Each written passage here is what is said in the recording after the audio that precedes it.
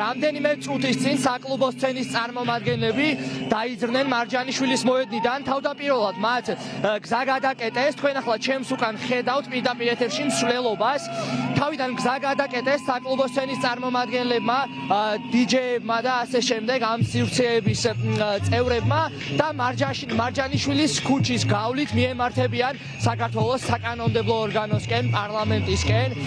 ისინი აპირებენ, რომ შეუერთდნენ აქციას, პროტესტს, რომელიც უკვე მე-16 დღეა მიმდინარეობს საქართველოს საკანონმდებლო ორგანოს წინ. აქცია, რა თქმა უნდა, არის მშვიდობიანი, ასევე აქციას თან ახლავს ელექტრონული მუსიკა, რაც რა თქმა უნდა, აი ამ კომუნისტვის დამახასიათებელია და სწორედ ელექტრონული მუსიკის თანხლებით მიიწევენ საკლუბო სივრცის წარმომადგენლები საქართველოს პარლამენტისკენ. ჩვენ ახლა შეგვიძლია მათი კომენტარები მოვისმინოთ.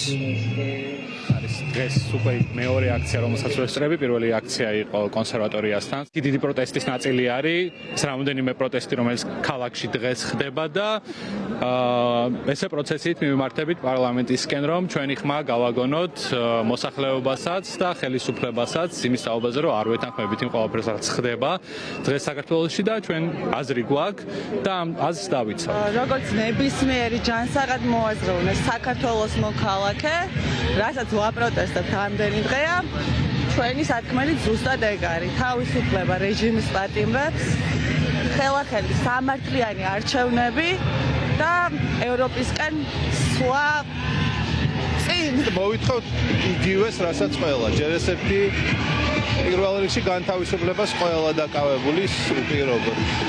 შემდეგ ახალი არჩევნების დანიშვნას და არჩევნებში გამარჯვებას არ მოვითხოვთ, მაგას ისედაც გავაკეთოთ.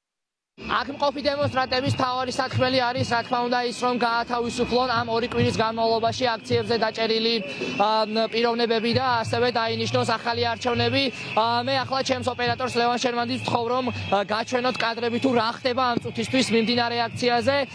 ჩვენ ევრონიუს ჯორჯიას გადამღებით ჯგუფი ვრჩებით მოვლენების ეპიცენტრში და აქედან შემოგთავაზებთ. ახლა კი კადრები უკომენტაროთ საკლუბო სივრცის წარმომადგენლების აქციიდან.